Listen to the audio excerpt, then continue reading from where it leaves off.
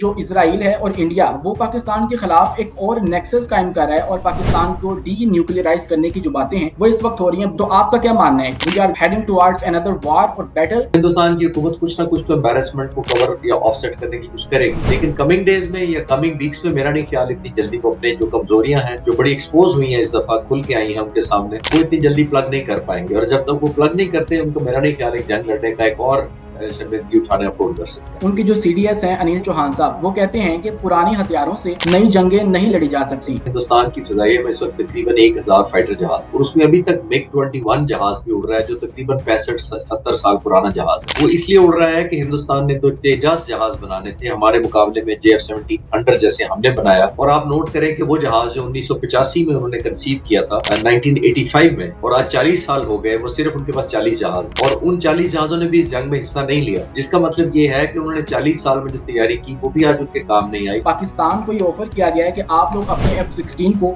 Upgrade कर लो, उसके अंदर कुछ जदीद जो मिसाइल है वो ऐड कर लो। AIM-120D जो मिसाइल है उनका वो ऑफर किया जा रहा है पाकिस्तान को कि आप लोग F-16 के अंदर इसको इंटीग्रेट कर लो और उसके बदले में चाइना से जो J-35 है वो मत लो। हमें F-16 अपग्रेड करना चाहिए, बिल्कुल करना चाहिए, बिकॉज हमारे पास 75 के करीब F-16 है।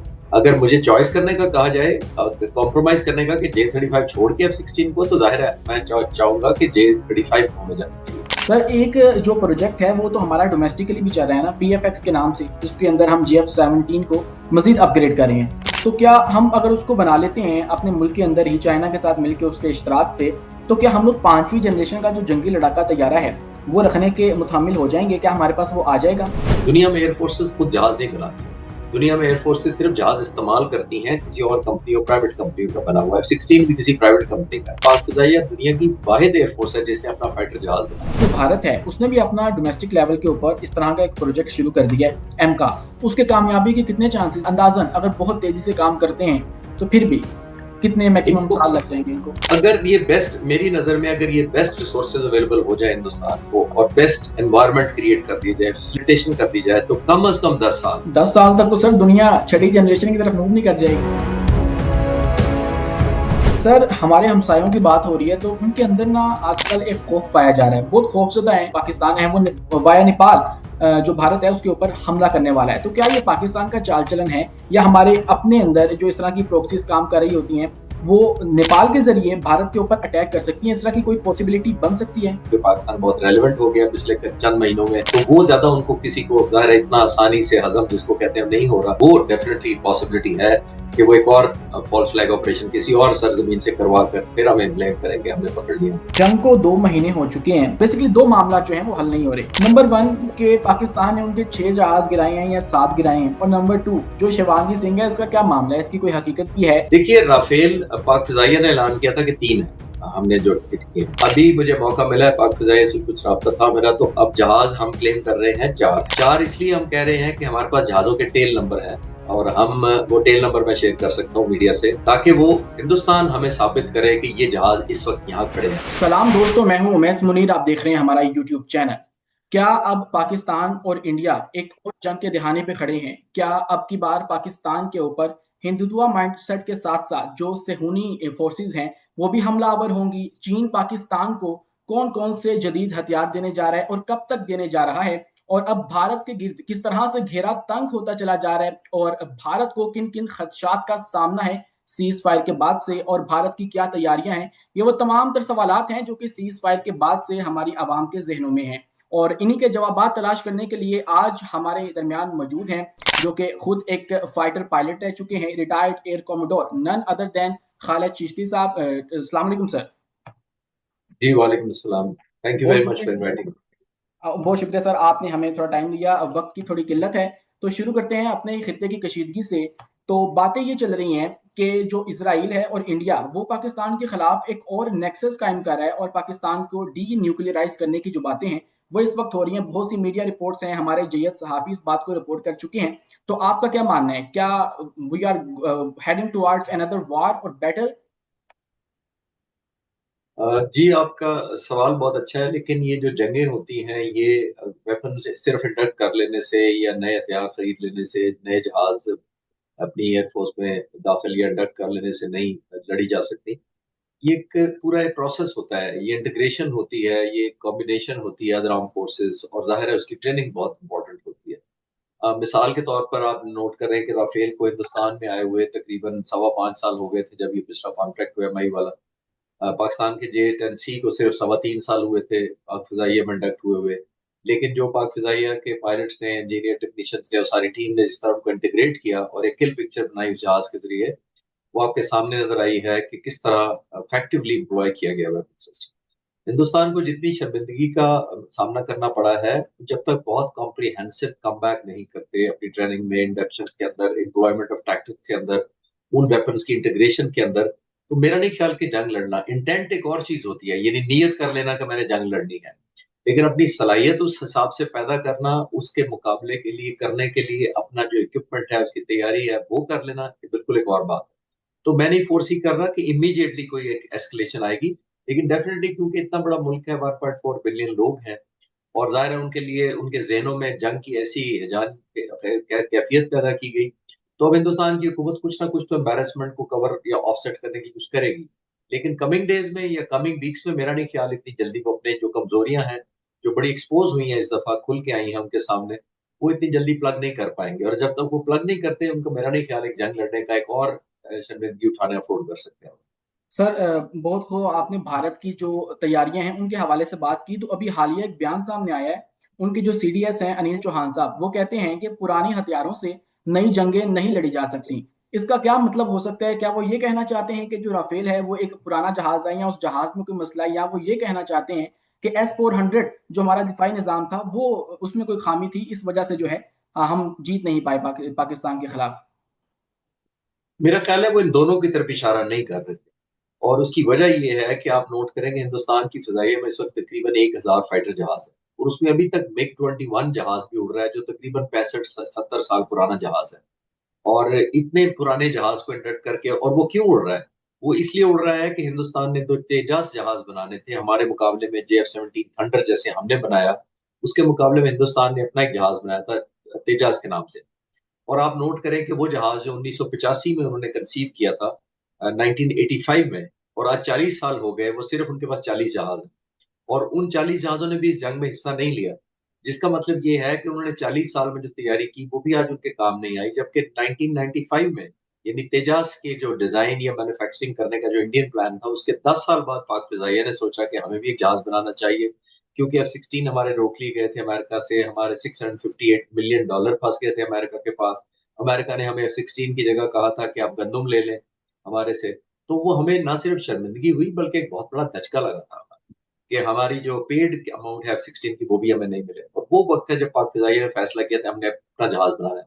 1995 में हमने सोचा, हिंदुस्तान से 10 साल बाद, और आज अल्हम्दुलिल्लाह ये जो कॉम्बैट हुई है या कॉन्फ्लिक्ट हुआ है, इसके अंदर 200 से करीब JF-17 थंडर इस जंग में हिस्सा ले रहे थे, जबकि उनके तेजाज 40 जरूर थे, लेकिन वो श्रीलंका के बॉर्डर के पास उनका सुरुल जगह एक बेस है, वहां पर डिप्लॉयड थे, उन्हें जंग के करीब भी नहीं आए।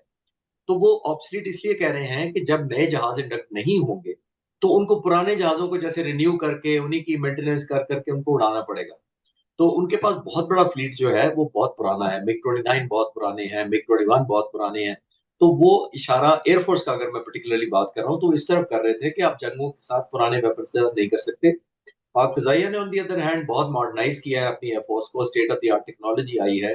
पिछले 4 साल में तकरीबन 19 नई इंडक्शन हुई है पाक फिजाइया में, जिसमें J-10C एक इंडक्शन है, 18 और भी हैं, साइबर कमांड है और बहुत सारी हैं। तो मैं कहना ये चाह रहा हूँ कि टेक्नोलॉजी का पाक फिजाइया के लीडरशिप ने हमेशा से एहसास किया है। खास तौर पर मौजूदा जो लीडरशिप है air chief marshal Zaheer Ahmed Babar Sidhu की कमांड में, उनने बहुत ज्यादा फोकस किया है कि हम टेक्नोलॉजी के बगैर अपना जो न्यूमेरिकल डिसएडवांटेज है, यानी नंबर हमारे कम है हिंदुस्तान से हमेशा रहेंगे, वो हम जी प्लग नहीं कर सकेंगे। और वो अब हमने टेक्नोलॉजी के जरिए किया है, जो हिंदुस्तान को शायद अब लेट रियलाइज हुआ है। सर, आपने दो बेहतरीन जहाज़ों की बात की है, जिसके अंदर F-16 है, पाकिस्तान के पापास मौजूद हैं। उसके बाद JF-17 की बात की है। तो F-16 के हवाले से कुछ रिसेंट कॉन्स्पिरेसी थ्योरीज चल रही हैं कि जो हमारे एयर चीफ थे जहीर अहमद बाबर सिद्धू, उनका जो दौरा अमेरिका था, उसके बाद वहां से ये खबरें सामने आ रही हैं कि पाकिस्तान को ये ऑफर किया गया है कि आप लोग अपने F-16 को अपग्रेड कर लो, उसके अंदर कुछ जदीद जो मिसाइल हैं वो ऐड कर लो। मिसाल के तौर पे 120D AIM 120D जो मिसाइल है उनका, वो ऑफर किया जा रहा है पाकिस्तान को कि आप लोग F-16 के अंदर इसको इंटीग्रेट कर लो और उसके बदले में चाइना से जो J-35 है वो मत लो, क्योंकि आपको पता है रिसेंटली कुछ हफ्तों से जो पाकिस्तान की फजाइया है या पाकिस्तान की जो अफवाज हैं वो किस तरह से मुतहरक हैं, बहुत सारे दौरे किए जा रहे हैं चाइना, तुर्की, साउथ अफ्रीका, बांग्लादेश। और अब देखिए कि ये भी बातें हो रही हैं कि कल इंडोनेशिया के हवाले से भी कुछ मुआहदे साइन किए गए हैं।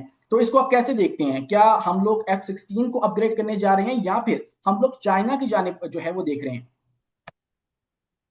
एक बात तो ये है कि फॉर्मली पाक फिजाइया ने अभी कोई ऐलान नहीं किया, बस जरूर अमेरिका के साथ भी हम इंगेज हैं और चाइना के साथ भी इंगेज हैं। अभी शेयर नहीं किया जा रहा कि क्या डेवलपमेंट है। ये स्पेकुलेशन पर बेस करके हम कमेंट नहीं कर सकते जब तक। लेकिन आपका जो वो सवाल है कि हमें F-16 अपग्रेड करना चाहिए, बिल्कुल करना चाहिए, बिकॉज हमारे पास 75 के करीब F-16 है और वो बहुत सीजन एयरक्राफ्ट है और हमारा बहुत टाइम टेस्टेड जिसको कहते हैं वॉर में वो जहाज है और वो जंगों में इस्तेमाल होता रहा है पिछले 43 ईयर जब से वो इंडक्ट किया गया और कामयाब उसने बहुत कामयाबी हासिल की, इसमें कोई शक नहीं।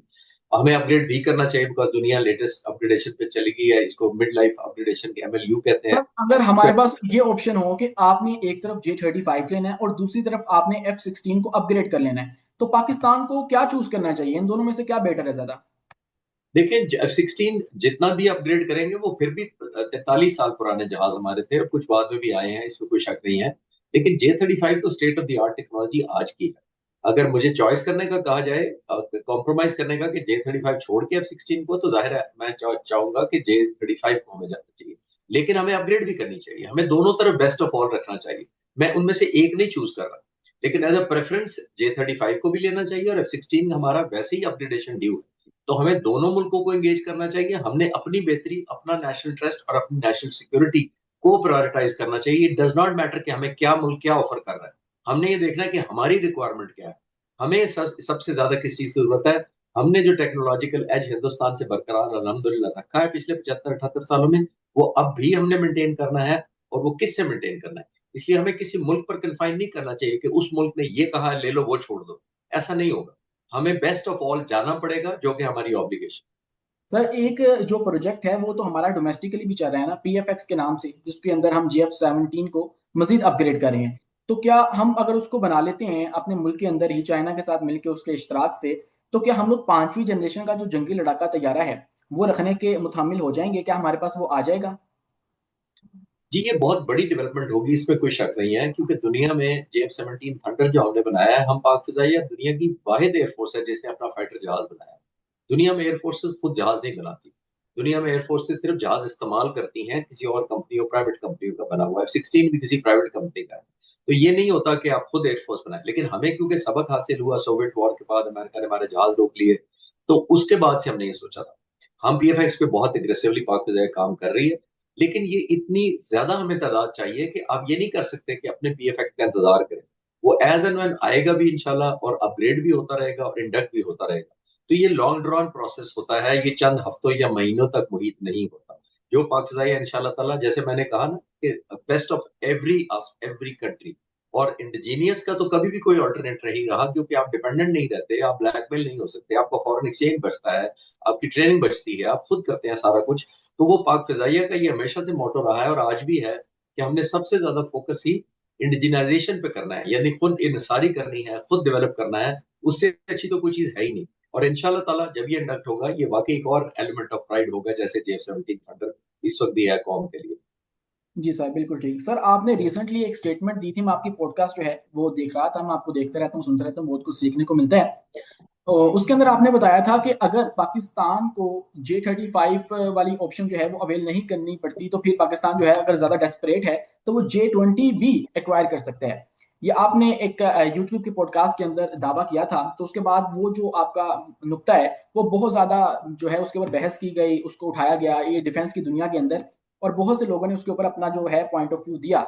लेकिन जब आपने वो बात की थी तब तक अभी ये खबर सामने नहीं आई थी कि जो चाइना है वो J-35 को अपनी एयरफोर्स के अंदर इंडक्ट करने जा रहा है। लेकिन अब ये खबर जो है वो गर्दिश कर रही है। तो क्या अगर वो अपनी एयरफोर्स के अंदर इसको इंडक्ट कर लेते हैं, लेट्स सपोज सितंबर तक की जो बातें हैं वो चल रही हैं कि वो एक परेड के अंदर इसको ऑफिशियली इंडक्ट कर लेंगे, तो उसके बाद पाकिस्तान को एक कब तक जो है वो मिल जाने चाहिए?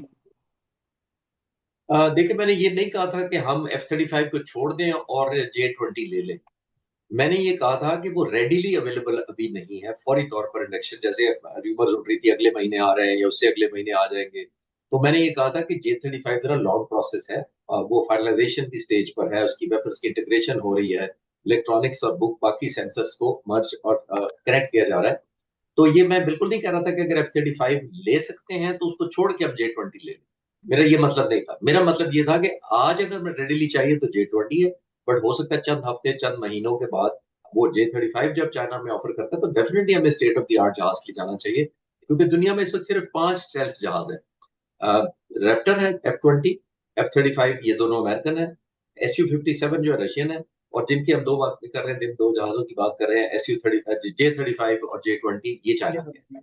तो जब अवेलेबल ही यही है सिर्फ, तो हमें इतनी इमरजेंसी नहीं है। और अगर प्रॉमिसेबल जिसको कहते हैं ना कि एक टाइमलाइन है अगर F-35 की, तो डेफिनेटली हमें F-35 की तरफ, सॉरी, J-35 की तरफ हमें जाना चाहिए। सर, इसके मुकाबले में जो भारत है उसने भी अपना डोमेस्टिक लेवल के ऊपर इस तरह का एक प्रोजेक्ट शुरू कर दिया है एम का।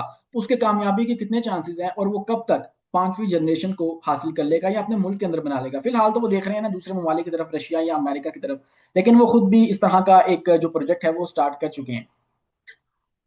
ये एम का जो है ना, ये एडवांस मीडियम कॉम्बैट एयरक्राफ्ट जो हिंदुस्तान ने अब बनाने का ऐलान किया है, वो ऑलमोस्ट स्टेल्थ को ही कह रहे हैं कि हम एक एडवांस टेक्नोलॉजी बनाएंगे। लेकिन मैं प्रिडिक्शन तो नहीं पे बिलीव करता, लेकिन मैं ट्रैक रिकॉर्ड देख के एनालाइज कर सकता हूँ। अभी मैंने थोड़ी देर पहले आपको बताया कि तेजस 40 साल से वो बनाना चाह रहे हैं, और आज 40 जहाज थे उनके पास सिर्फ, और 40 के 40 जंग में हमारे खिलाफ नहीं आए। तो ये उनका ट्रैक रिकॉर्ड है। हिंदुस्तान एरोनॉटिकल लिमिटेड है, HAL ने ये जहाज बनाना था, टाइमलाइन से बहुत पीछे है। फरवरी 2025 की एक प्रेस कॉन्फ्रेंस इसी साल की, जंग से चंद महीने पहले, आप एक प्रेस कॉन्फ्रेंस उठा ले, AP सिंह जो एयर चीफ मार्शल हिंदुस्तान के एयर चीफ है, उन्होंने ये मायूसी का इजहार किया था एक पब्लिक सेमिनार में, और कहा था कि हमने तेजस का ऑर्डर, 40 जहाजों का ऑर्डर किया था, और पिछले 9 साल में हमें एक भी जहाज नहीं मिला। ये नहीं कि मायूसी का एलिमेंट था। तो उनका ट्रैक रिकॉर्ड इतना अच्छा नहीं है। फिर 30 मई 2025, ये जो हमारा कॉन्फ्लिक्ट हुआ उसके चंद दिन बाद, हमारा तो 6, 7, 8, 9, 10 मई को हुआ था, 30 मई को इंडियन एयरफोर्स चीफ ने एक और पब्लिक सेमिनार में ये भी कहा कि जब मैं साइन करता हूं कोई एग्रीमेंट किसी कंपनी के साथ जहाजों का या वेपन्स का, तो जो सिग्नेचर करते वक्त मुझे पता होता है कि ये टाइमलाइन नहीं मीट होगी, यानी ये डिले होगा, और मैं फिर भी साइन कर देता हूँ। तो इसका मतलब आप खुद ही नजर कंपेयर कर लें कि क्या माइंडसेट है इंडियन एयरफोर्स चीफ का। और कल आपने नोट किया होगा कि कल परसों का बयान CDS जो अनिल चौहान है, उनके चीफ ऑफ डिफेंस स्टाफ, उन्होंने भी कहा है, जनरल साहब ने, उन्होंने कहा कि टेक्नोलॉजी, जंगें जो है वो पुरानी टेक्नोलॉजी से या पुराने ऑप्शन से नहीं जीती जा सकती। वो अपने सिस्टम की तरफ इशारा कर रहे हैं कि कब तक हम पुराने जहाजों या इक्विपमेंट को अपग्रेड करके, या टाइम टाइम पासिंग जिसको कहते हैं कि वक्त गुजारा करने वाली स्ट्रेटेजी से करें, हमें टेक्नोलॉजी पे जंप अप करना पड़ेगा। तो ये हिंदुस्तान का जो ट्रैक रिकॉर्ड है तेजाज का, वो तो इतना काबिल फख्र नहीं है मेरा ख्याल है।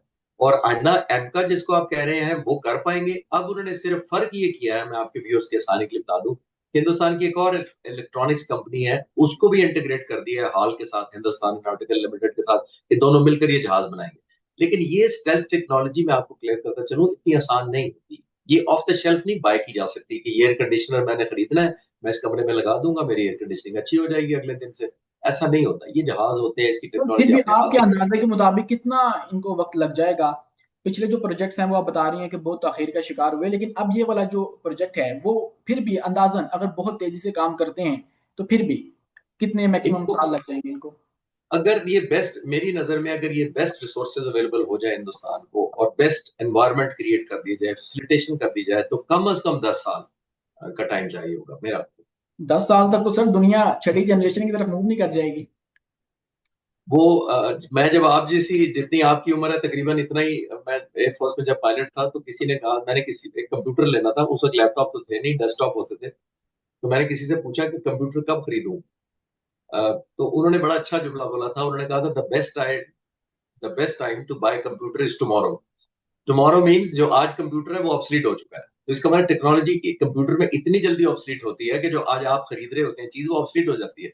तो टुमारो मीन्स नेवर, बिकॉज आप कभी उस टेक्नोलॉजी तक पहुंच ही नहीं पाते, क्योंकि रैपिडली इतनी चेंजेस होती हैं, खास तौर पे जब इलेक्ट्रॉनिक्स, कंप्यूटर, ऑटोमेशन का जिक्र आ जाता है, तो ये तो रेलेवेंट ही नहीं रहती कुछ हफ्ते या कुछ महीनों बाद।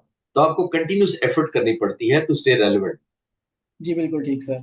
सर, हमारे हमसायों की बात हो रही है तो उनके अंदर ना आजकल एक खौफ पाया जा रहा है, बहुत खौफजदा है वो दो बातों से। नंबर वन, उनको एक ये बात जो है वो डरा रही है, वो ये कि एक नेपाल के पॉलिटिशियन थे, उन्होंने रिसेंट ये बयान दिया है कि जो पाकिस्तान है और उसके अंदर जो ये दहशत गर्दाना कार्रवाइयाँ करने वाली जो तंजीमें हैं, ये नेपाल के जरिए जो भारत है उसके ऊपर हमलावर हो सकती हैं।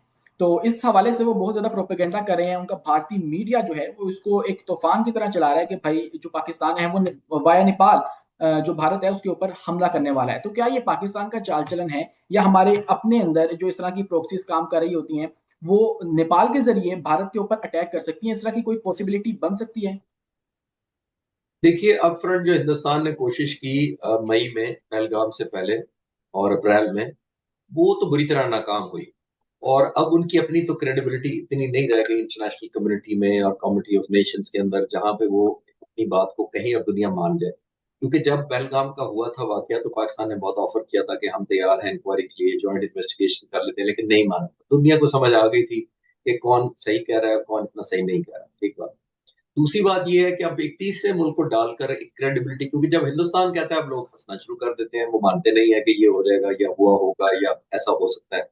तो शायद एक तीसरे मुल्क और हमें पता है ये मुल्क जिसका आप जिक्र कर रहे हैं वो कितना ज्यादा क्लोज है हिंदुस्तान के और कितना सबसर्विएंट है। तो विद ड्यू रिस्पेक्ट, मुझे लगता है एक और प्लेटफॉर्म यूज किया जा रहा है एक क्रेडिबिलिटी अर्न करने के लिए कि भाई ये जो बात है अब हम तो नहीं कह रहे, ये तो दुनिया का एक और मुल्क कह रहा है जो नेबरहुड में हमारे है, जहां से दहशतगर्दी हो सकती है। तो मेरा ख्याल है ये वो कंटिन्यूएशन है और इसको इतना सीरियस नहीं लेना चाहिए और ना दुनिया इतना सीरियस लेगी। सर, वो ऐसा भी तो कर सकती है ना कि इसके ऊपर ही एक बयानिया घड़ के कोई ऐसा हमला करवा दिया जाए खुद से, और उसके बाद उसको जवाब बनाकर एक जो जंग है पाकिस्तान के खिलाफ खोल दी जाए, जैसे पहलगाम वाले वाकये के अंदर हमने देखा। कोई शवाहिद अभी तक नहीं मिले हैं, 2 माह से ज्यादा का अरसा हो चुका है, मतलब 3 माह हो चले हैं अब तो। वो ऑप्शन तो हिंदुस्तान के पास हमेशा रहती रही है और रहती रहेगी। उसको तो मैं रूल आउट नहीं कर रहा कि वो फॉल्स फ्लैग ऑपरेशन कब कर दें और कहाँ से कर दें और किस मुल्क को इस्तेमाल कर लें। इसको तो मैं रूल आउट नहीं कर रहा बिल्कुल।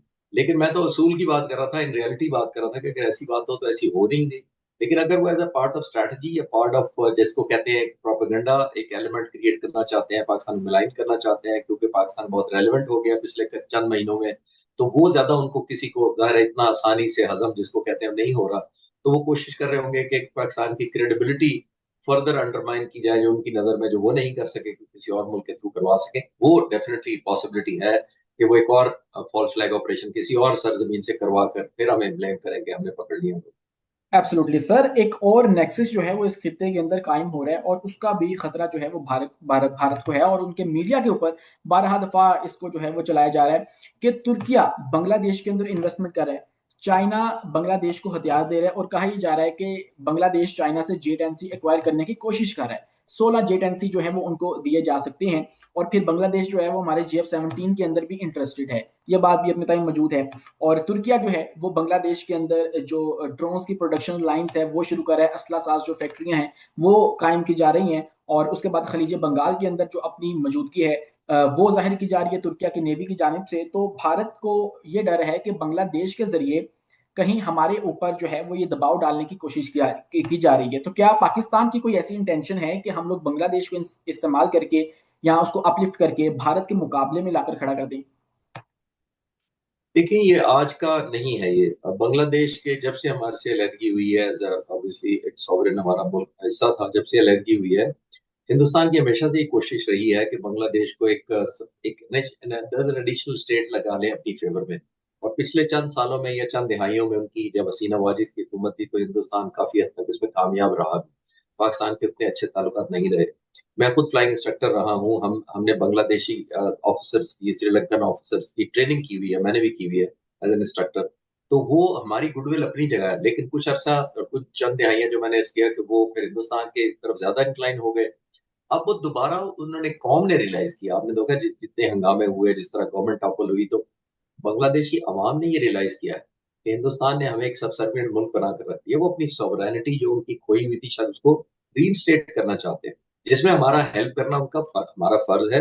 एक ब्रदर इस्लामी मुल्क है, हमारा हिस्सा था, और अगर उनको फैसिलिटेशन करनी हमें की जरूरत पड़ती है तो हमें करना भी चाहिए। और दूसरी बात यह है कि हिंदुस्तान को वैक्यूम देना भी नहीं चाहिए बांग्लादेश में। हमें हमें चाहिए कि अगर उसको किसी चीज जरूरत है, सपोर्ट है, ट्रेनिंग है, कुछ और है, जो पहले भी हम करते रहे हैं। मैं खुद बांग्लादेश से होके भी आ चुका हूँ। तो हमें ये कोशिश जारी रखनी चाहिए, बिकॉज ये कंटिन्यूड एंगेजमेंट है, वन टाइम नहीं है। अब वैक्यूम अगर देंगे तो जाहिर है हिंदुस्तान दोबारा पेनिट्रेट करने की कोशिश करेगा, और सारी दुनिया अब हमारी तरफ वैसे भी रुजू कर रही है, बिकॉज हमने खासतौर पर एयरफोर्स ने अलहमदुल्ला जो परफॉर्मेंस दिखाई है, और आपने नाम लिया कि तुर्की है, इंडोनेशिया है, बांग्लादेश है, इराक है, ईरान है, बहुत सारे मुल्क हमें अप्रोच कर रहे हैं टू कनेक्ट, चाहे वो ट्रेनिंग के बारे में हो, मत में हो, या JF-17 थंडर की सेल के सिलसिले में हो, या J-10C वो चाइना से जाहिर है खरीदने से पहले हो सकता है पाकिस्तान से एडवाइस लेके एक ऐसा जहाज है, साबित तो हमने कर दिया। लेकिन हमें अपना बांग्लादेश को एंगेज करने के लिए, वो दोस्त और भाई है हमारे, उनको एंगेज करने के लिए ऑल आउट एफर्ट करनी चाहिए, और वैक्यूम बिल्कुल नहीं छोड़ना चाहिए। सर, जंग को 2 महीने हो चुके हैं, लेकिन अब अभी तक एक मामला जो है वो हल नहीं हो रहा। बेसिकली दो मामला जो है वो हल नहीं हो रहे। नंबर वन के पाकिस्तान ने उनके 6 जहाज गिराए हैं या 7 गिराए हैं, और नंबर टू जो शिवांगी सिंह है, इसका क्या मामला है, इसकी कोई हकीकत भी है या नहीं है, ये वाकई राफेल पायलट थी, कहाँ गई, कहाँ गायब हो गई है। इसके हवाले से अब तक कॉन्स्पिरेसी थ्योरीज हैं, कुछ समझ नहीं आ पा रही है। इस पर थोड़ा रोशनी डाल दीजिए प्लीज। ये दूसरा सवाल है, ये थ्योरी भी नहीं है, ये सिर्फ कॉन्स्पिरेसी है, ऐसी कोई हकीकत नहीं है, हमारे पास कोई फीमेल पायलट नहीं है। पहली बात तो ये। दूसरा, जो आपने सवाल क्या किया, तो पहला वाला क्या पोर्शन था? सर, 6 या 7 जी, छः कितने छः या तैयारी है? सात ओके। जी जी जी, 6 या 7। देखिए, राफेल पाक फिजाइया ने ऐलान किया था कि 3 है, हमने जो हिट किए हैं। अभी मुझे मौका मिला है, पाक फिजाइया से कुछ रब्ता था मेरा, तो अब जहाज हम क्लेम कर रहे हैं 4 है, लेकिन ऑफिशियली नहीं कर रहे। 4 इसलिए हम कह रहे हैं कि हमारे पास जहाजों के टेल नंबर है, और हम वो टेल नंबर मैं शेयर कर सकता हूँ मीडिया से, ताकि वो हिंदुस्तान हमें साबित करे कि ये जहाज इस वक्त यहाँ खड़े हैं। आपको याद होगा 2019 में जब अभिनंदन का वाकया हुआ था, तो हिंदुस्तान ने कहा कि हमने F-16 मार गिराया है, तो हमने सारे F-16 खड़े करके अमेरिकन को गिनवा दिए थे। हर टेल नंबर काउंटेड फॉर था। हिंदुस्तान को भी चाहिए कि हम 3 क्लेम कर रहे थे पहले, अब चौथा टेल नंबर भी मैं बता दूंगा अगर उनको जरूरत है, तो वो फिर सर हमें प्लीज, बताएं कि ये जहाज हमारे यहाँ खड़े हमारे हैं, और ये व्यूअर्स के देखें। लिए, हमारे व्यूअर्स के लिए प्लीज थोड़ा सा। नहीं, इंशाल्लाह नेक्स्ट टाइम जब कोई और जब उधर से कोई चैलेंज होगा कि 4 नहीं है, तो फिर हम चारों टेल नंबर भी शेयर कर लूंगा मैं, चलें कि चलें। ये टेल नंबर है। सर, एक और मामला है। हमारा जो अभी तक का डिफेंस सिस्टम है उसके अंदर हमारे पास HQ9 है, HQ16 है, चाइना का दिया हुआ है, इसके अलावा दीगर हैं। लेकिन HQ19 की बात हो रही है, वो दिफाई निज़ाम जो कि सैटेलाइट्स जो करीबी मदार में घूमने वाली होती हैं उनको भी हिट कर सकता है। क्या चाइना की जानिब से पाकिस्तान को ये दिए जाने की खबरों के अंदर कोई सदाकत मौजूद है? देखिए, अभी हम पाक फिजाइया अभी बिल्कुल कंफर्म नहीं कर रही। मैं ये चीज जो कंफर्म कर सकता हूँ वो ये है कि बहुत सारे मुल्कों, खासतौर पे अमेरिका और चाइना को पाक फिजाइया ने एंगेजमेंट में रखा हुआ है इस वक्त। हम अपनी जो जरूरियात हैं, जो हमारा वैक्यूम है या हमारी फ्यूचरिस्टिक रिक्वायरमेंट्स हैं, जिस चीज को हम प्लग करना चाहते हैं, ऐड ऑन करना चाहते हैं, वो हमने लिस्ट डाउन कर लिया पाक फिजाइया ने। और अब हम आउटवर्ड देख रहे हैं कि किस मुल्क से हमें क्या मिल सकता है। एंगेजमेंट तक मैं कंफर्म कर सकता हूँ कि हमने एंगेज किया हुआ है, हम वर्कआउट कर रहे हैं कौन सी इक्विपमेंट, कौन सा वेपन सिस्टम हमारे लिए मोस्ट रेलिवेंट है, वायबल है, अफोर्डेबल है। हम उस पर काम जरूर कर रहे हैं। लेकिन हमारा, जैसे मैंने शुरू में आपसे अर्ज किया कि अभी हम जो हमारी पोजीशन है स्ट्रेटेजिक, जो हमारा ट्रैक रिकॉर्ड है, अल्हम्दुलिल्लाह अभी हमने विक्ट्री हासिल की है। तो अब दुनिया हमसे बात करने को राजी है, हमें इक्विपमेंट देने को तैयार है, तो हमें बेस्ट ऑफ ऑल लेना चाहिए। और जहां से बेस्ट हो, ये नहीं होना चाहिए कि अगर अमेरिका से ये लेंगे तो उसका मतलब चाइना से ये छोड़ देंगे, और अगर चाइना से ये लेंगे तो अमेरिका को छोड़ देंगे। हमें अपनी रिक्वायरमेंट देखनी है, हमें किस चीज की जरूरत है, और हमें उसी पे काम करना चाहिए। तो HQ हो, HQ9 भी तो पहले भी है हमारे पास, HQ19 है या कोई और वेपन सिस्टम है, जो हमारी जरूरियात की एक रोशनी में, जो हमारी मस्ट वाली कैटेगरी में आएगा, जो हमें हर सूरत ये खरीदना है, वो हमें खरीदना चाहिए। लेकिन लिस्ट अभी कुछ अरसे में पाक फिजाया जो जो इंडक्ट करना शुरू करेगी, बहुत सारे प्रोजेक्ट्स अभी पाइपलाइन में हैं। 19 हमारी इंडक्शन पिछले 4 सालों में हुई है, तकरीबन 4.5 सालों में। तो और भी पाइपलाइन में है, लेकिन एज एंड व्हेन वो इंडक्ट करने के करीब आएंगी तो इंशाल्लाह वी विल कीप शेयरिंग। पर बस आखिरी 2-4 सवाल हैं। उसके अंदर एक ये भी है कि हमने देखा, और ये बात हमें बताई गई हमारे जो हुकाम हैं, रेलिवेंट लोग हैं उनकी जानिब से, कि भारत ने जब बरामूस मिसाइल पाकिस्तान की जानिब छोड़ा, तो उसके अंदर हमें पता नहीं था कि न्यूक्लियर वॉरहेड भी मौजूद है। तो पाकिस्तान के पास चंद ही सेकंड थे ये डिसाइड करने के लिए कि हमने किस तरह से रिटेलिएट करना है। तो अगर पाकिस्तान को यूं रिटेलिएट करना पड़ता तो पाकिस्तान कैसे करता, और पाकिस्तान ने किस तरह से इस बात का तयन किया कि उसके अंदर न्यूक्लियर वॉरहेड नहीं मौजूद, और इसका फैसला किनके हाथ में होता है? देखिए, न्यूक्लियर वॉरहेड का अंदाजा फ्लाइट के दौरान नहीं होता। आपको फ्लाइट देख के या रडार के थ्रू ट्रैक करके पता नहीं लग सकता कि ये न्यूक्लियर वॉरहेड है। पहली बात तो ये। जब न्यूक्लियर वॉरहेड अगर होता और खुदा न खास्ता कहीं हिट होता तो पाकिस्तान की बहुत महफूज है सेकंड स्ट्राइक कैपेबिलिटी। चाहे जितना मर्जी हिंदुस्तान हम पर बड़ा हमला कर दे न्यूक्लियर का, हमारे पास सेकंड स्ट्राइक कैपेबिलिटी मौजूद है, जिसका मतलब ये होता है कि हम पहली हिट जो होगी, अगर खुदा न खास्ता हो, हम सहकर हिट बैक करने की पोजीशन और इंफ्रास्ट्रक्चर और रिजॉल्व और वेयर अबाउट्स और टेक्नोलॉजी रखते हैं। जिसका मतलब ये है कि अगर वो फायर कर देते न्यूक्लियर, तो फिर हम हिट बैक जब करते हैं वो फुली केपेबल भी हैं, जैसे मैंने कहा, और हमारी इंटेंशन भी यही है कि हम ऑब्वियसली किसी स्टेज पर अननोटिस नहीं जाने देंगे न्यूक्लियर हुआ हमला। लेकिन अल्हम्दुलिल्लाह पाक फिजाइया ने, पाक फौज ने, ओवरऑल मुल्क के लोगों ने साबित कर दिया कि हमें न्यूक्लियर बटन पर हाथ रखने की अभी जरूरत ही नहीं है, हम वैसे भी आपसे लड़ सकते हैं और इंशाल्लाह ताला एक बेहतर आपको दुनिया के सामने अपने इमेज बिल्ड कर सकते हैं, जो अल्हम्दुलिल्लाह हुआ। सर यहाँ पे एक और सवाल है, क्या पाकिस्तान के पास फर्स्ट स्ट्राइक कैपेबिलिटी भी मौजूद है? पाकिस्तान इनिशिएट कर सकता है इस तरह का कोई मामला? डेफिनेटली वन लाइन है कि डेफिनेटली कर सकता है, फर्स्ट ट्राई कर सकता है। और इसीलिए आज तक आपके व्यूअर्स के साइन के लिए बता दूं कि हिंदुस्तान हमें चाहता है कि हम साइन कर दें no first use agreement. No first use का मतलब है कि हम अंडरटेकिंग दे दें कि हम पहले इस्तेमाल नहीं करेंगे। तो हमारा छोटा मुल्क है, हमने तो करनी ही डिफेंस में है, हमने तो करना ही मजबूरी में है। तो हम ये नहीं कभी भी करेंगे, इसीलिए पाकिस्तान ने आज तक वो साइन नहीं किया है, ना एग्रीमेंट में गए हैं कि हम नो फर्स्ट यूज वाला। क्योंकि नो फर्स्ट यूज का मतलब है हम नहीं पहले चलाएंगे। हमारी मजबूरी है कि शायद जब भी जरूरत पड़ी, हमारे सालमियत को खतरा हुआ, तो हम शायद पहले हम ही चलाएंगे। तो बिल्कुल कैपेबिलिटी है, फर्स्ट स्ट्राइक भी है और सेकंड स्ट्राइक भी है। सर रिसेंट जो कॉन्फ्लिक्ट हुआ मिडल ईस्ट के अंदर, ईरान इसराइल का, उसके अंदर पूरी दुनिया को इस बात का पता लग गया कि जो मिसाइल हैं वो कितने ज़रूरी हैं। ईरान का दिफाई निज़ाम कुछ अच्छा नहीं था, लेकिन उसके बावजूद जो उनके मिसाइल थे और मिसाइल सिटीज़ के ऊपर जिस तरह से उन्होंने काम किया था, उन्होंने इसराइल को जो है वो कारी ज़रब लगाई और बहुत बुरी तरह से हिट किया इसराइल को। तो उनके मिसाइल ही थे जिसके ऊपर उनको फ़ख्र था और उन्होंने उसको बचाया।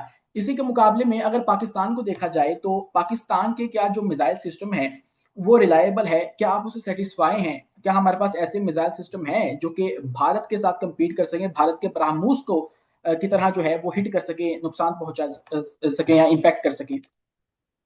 जी, हमारे जो मिसाइल्स हैं वो कहीं ज्यादा पावरफुल भी हैं और अल्हम्दुलिल्लाह एक्यूरेट भी हैं। इसमें कोई शक नहीं, किसी को नहीं होना चाहिए। क्योंकि लेकिन हमने सोली मिसाइल पर इन्हिसार ही नहीं किया हुआ। जैसे ईरान को मजबूर करना पड़ा, वो इसलिए करना पड़ा क्योंकि एयरफोर्स इतनी वायबल या पोर्टेंट नहीं थी। हमारी मुसल्लह फौज ओवरऑल पाक फिजाइया खासतौर पर आपने देख लिया परफॉर्मेंस में, ना सिर्फ फुली वायबल है, पोर्टेंट है, अल्लाह ने सलाहियत दी है, हमने उसमें अबूर हासिल किया अपने वेपन सिस्टम पर, चाहे हम रडार हों, एयर जैमर्स हों, रिफ्यूलर्स हों, फाइटर जहाज हों। तो वो हमने इन्हिसार किया भी है, काबिलियत भी है। और जो हमारे सरफेस टू सरफेस मिसाइल्स हैं वो बहुत इंशाल्लाह बेहतर परफॉर्मेंस के हामिल हैं और वक्त आने पर साबित भी किया जाएगा। और 10 तारीख को, 10 मई को हमने साबित भी किया था अल फतेह फायर करके, और बाकी ड्रोन्स और लॉइटरिंग मिशन फायर करके पाक फिजाइया ने, जो हिंदुस्तान के तकरीबन 700 किलोमीटर अंदर तक हमारे जो लॉइटरिंग मिशन है और जो ड्रोन्स हैं हमारे फिर रहे थे हिंदुस्तान के अंदर। तो ये बहुत बड़ी एक्यूरेसी भी है, कैपेबिलिटी भी है और हौसला भी है। जी sir, thank you so much for your time. और यहाँ से आपको आपसे इजाज़त चाहेंगे, आपने हमें वक्त दिया, बहुत शुक्रिया आपका।